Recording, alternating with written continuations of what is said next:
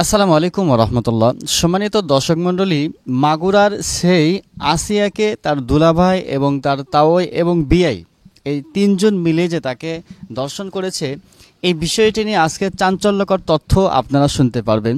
দর্শক মণ্ডলী, আসিয়ার বোন হামিদা বেগম যেই তথ্যটা প্রকাশ করেছে, এটি দ্বারা প্রমাণ হয়ে গেল যে আসলেই আসিয়ার যে তাওই, সে তো এটার সাথে জড়িতই, এই কাজের সাথে সে জড়িত। এটার ভিতরে কোনো রকমের সন্দেহ নাই। বরঞ্চ হামিদা বেগমের শ্বশুর আসিয়াকে যে এই কাজটি করেছে, আমি নাম বারবার উল্লেখ করতেছি না, কারণ এটাতে সমস্যা হবে। তো এই কাজটি করার কারণে তাকে যখন রিমান্ডে নেওয়া হলো, রিমান্ডে কিন্তু আসিয়ার তাওই অর্থাৎ হামিদা বেগমের শ্বশুর কিন্তু স্বীকারোক্তি দিয়েছে যে সে দর্শন করেছে। এবার আসুন, এখন কথা হলো আসিয়ার দুলাভাই এবং তার বিয়ের বিষয়টি নিয়ে। তো হামিদা বেগমের বক্তব্য হচ্ছে যে আমার স্বামীও আমার এই বোনকে সে এই কাজটি করেছে, এবং সাথে সাথে আমার দেবরও এই কাজটি করেছে। কারণ আমার বোন আসিয়াকে যখন ওই বাড়িতে নেওয়া হয়, নেওয়ার সাথে সাথে আমার দেবর কেমন যেন আসিয়ার সাথে খারাপ আচরণ এবং অন্য রকমের একটা ভঙ্গিমা, বাচন ভঙ্গিমা সে করে, আমি মাঝে মাঝে বুঝতে পেরেছি। হামিদা বেগমকে যখন আরও প্রশ্ন করা হলো, তখন হামিদা বেগম বলেছে আসিয়াকে যখন সেই বাড়িতে নেওয়া হলো, নেওয়ার পরেই আমার দেবর কেমন যেন আসিয়ার সাথে অন্যরকম একটা ব্যবহার, এবং আমার স্বামীও আমার ছোট বোনের সাথে কেমন যেন একটা ফাজলামির মধ্যে একটা ব্যবহার করে। তো এই প্রেক্ষিতে হামিদা বেগম বলেছিল যে আমার তখন থেকে একটু সন্দেহ হতো যে তাদের মন মানসিকতা, তাদের চরিত্রের ভিতরে সমস্যা আছে। কিন্তু হামিদা বেগম বুঝতে পারেনি যে তাদের এত বড় একটা ক্ষতি করবে।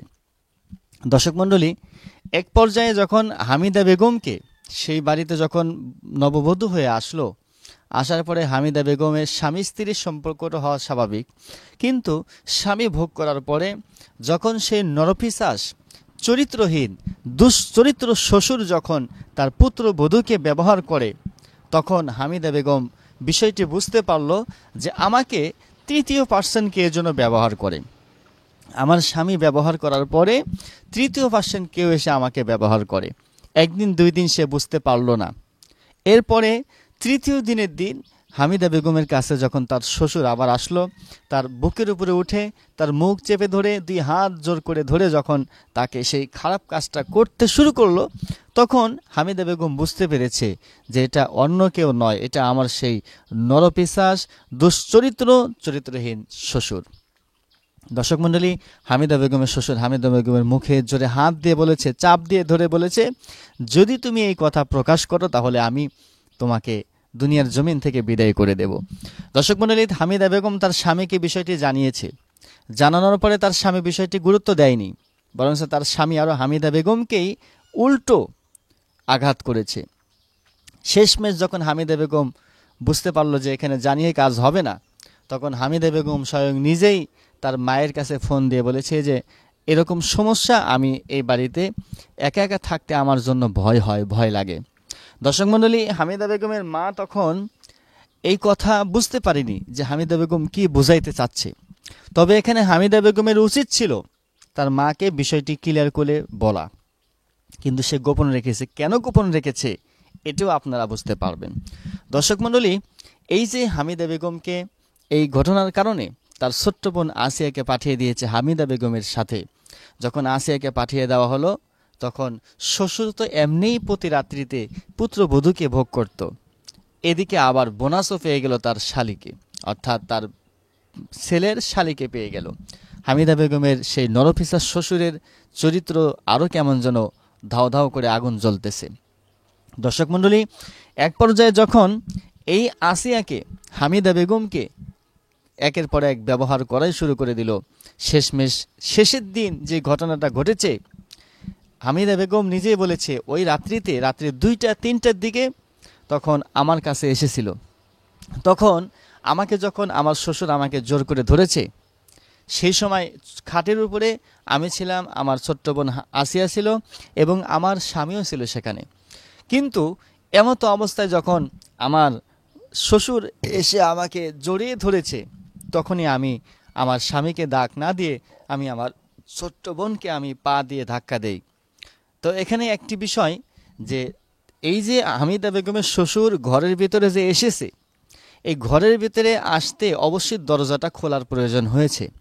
দরজাটা খুলে দিল কে? মেনে নিলাম তার ঘরের দরজা নেই, দরজা সেখানে নেই। তাহলে যখন শ্বশুর তার পুত্রবধূকে ব্যবহার করার জন্য সেই একই খাটের উপরে যখন শুয়েছিল, তখন কি ছেলের ঘুমটা একটু ভাঙেনি? দর্শক মণ্ডলী, প্রশ্নটা আপনাদের কাছে দিয়ে রাখলাম। এবার আসুন, তো যখন সেই রাত্রিতে হামিদা বেগমের উপরে চড়াওভাবে জোরপূর্বকভাবে তাকে ব্যবহার করা শুরু করে দিল, তখন হামিদা বেগম কথা বলতে না পেরে পা দিয়ে আসিয়াকে ধাক্কা মেরেছিল। আসিয়াকে আগে থেকে বুঝিয়ে দেওয়া হয়েছিল, যখন তোমাকে ধাক্কা দেব তখন তুমি দৌড়ে লাইটটা জ্বালিয়ে দিবে। আসিয়া সেই বোনের কথা মতোই ধাক্কা খেয়ে সে দৌড়ে গিয়ে লাইটটা জ্বালিয়ে দিল। লাইট জ্বালানোর সাথে সাথে দেখে হামিদা বেগমের উপরে তার সেই দুশ্চরিত্র তাওই উঠে আছে। দর্শক মণ্ডলী, এমতো অবস্থায় তার স্বামীও জাগ্রত হয়ে গেল। সেই রাত্রিতে কি একটা অবস্থা হবে। কিন্তু আমার বিষয়টা বুঝে আসলো না, পুত্রবধূ স্বামী কাছে আছে, এরপরে শ্বশুর তার স্বামীর সামনে স্ত্রীর উপরে উঠে তাকে ব্যবহার করতেছে, আর এই সময় স্বামী কিভাবে ঠিক থাকতে পারে, স্বামী কিভাবে চুপ থাকতে পারে, এই বিষয়টি আমার কিন্তু বুঝে আসে না। হামিদার বক্তব্য এটাই কিন্তু বলেছে। তাহলে সেই স্বামীর ঘরে শ্বশুর এসে তার পুত্রবধূকে ব্যবহার করলো আর স্বামী কিছু বলল না, এটা তো মেনে নেওয়ার মতো নয়। দর্শক মণ্ডলী, যাই হোক, সেই রাত্রিতে যখন বিষয়টি দেখলো যে একটা জানাজানি হয়ে যাবে, তখনই হামিদা বেগমকে নাকি আলাদা রুমে আটকানো বন্দি করে রাখা হয়েছে, আসিয়াকে তার শ্বশুরের ঘরে বন্দি করে রাখা হয়েছে। হামিদা বেগম বলেছে তার আসিয়াকে 2 হাত বাঁধা হয়েছিল, 2 পা বাঁধা হয়েছিল, বেঁধে তার শ্বশুর হিটু শেখের ঘরে তাকে রেখে দেওয়া হয়েছে। এদিকে হামিদাকে আলাদা রুমে রেখে দেওয়া হয়েছে। তো এখানে বিষয়টি হলো, সে হামিদা বেগম ওই বাড়ির পুত্রবধূ। তাহলে সেই বাড়ির পুত্রবধূ হওয়ার পরে কিভাবে তাকে আলাদা রুমে জোরপূর্বকভাবে বন্দি করে রাখা হয়? অবশ্যই সেই রাত্রে কোনো একটা ঘটনা ঘটেছিল, হতে পারে এমনও কিছু ঘটনা হতে পারে, এমনও কিছু ঘটনা সেখানে হয়েছে যে একটি ঘটনাকে ধামাচাপা দেওয়ার জন্য আর একটি ঘটনাকে তারা ইস্যু করে নিয়ে এসেছে। দর্শক মণ্ডলী, বিষয়টি কিন্তু অত্যন্ত গভীরভাবে চিন্তার বিষয় যে আসলে সেই রাত্রিতে কি হয়েছিল। হামিদার বক্তব্য প্রথমে কিন্তু শোনা গিয়েছে, একবার বলেছে 2টায়, আর একবার বলেছে 3টায়, আর একবার বলেছে 3:30টায়। আবার শেষে কিন্তু বক্তব্য দিয়েছে এই ঘটনাটা ঘটেছে ফজরের পরে। দর্শক মণ্ডলী, এই ঘটনাটার কিন্তু বিভিন্ন মতামত সূত্র পাওয়া যাচ্ছে। তাহলে কোনটা হবে সঠিক? এখানে কি হামিদাই সঠিক বলতেছে, নাকি হামিদার শাশুড়ি যেই কথাটা বলল যে হামিদা বেগমের সাথে তার দেবরের সম্পর্ক থাকার কারণে এই বিষয়টি সে ধামাচাপা দিতে যাচ্ছে? এরকম হামিদা বেগমের শাশুড়ি হতেও পারে সে নিজে বাঁচার জন্য, তার সন্তানদেরকে বাঁচার জন্য মিথ্যাও বলতে পারে। আমি বলতেছি না যে হামিদা বেগম দোষী, কারণ তার দোষ তো প্রমাণ হয় নাই। তবে হামিদা বেগমের শাশুড়ি যেই কথাটা বলেছে, এই কথাটা যদি সত্য হয়ে থাকে, এটারও কিন্তু তদন্ত হবে, বিচার হবে। সর্বোপরি কথা, ধর্ষক যেই হোক না কেন, আসিয়াকে যারা যারা ভোগ করেছে তাদের শাস্তি অবশ্যই হতে হবে, তাদের বিচার চূড়ান্তভাবে হতে হবে। দর্শক মণ্ডলী, হিটু শেখের চরিত্র নিয়ে তার মা ইতিপূর্বেও কিন্তু কথা বলেছে যে হিটু শেখ আগে থেকেই তার চরিত্র সমস্যা।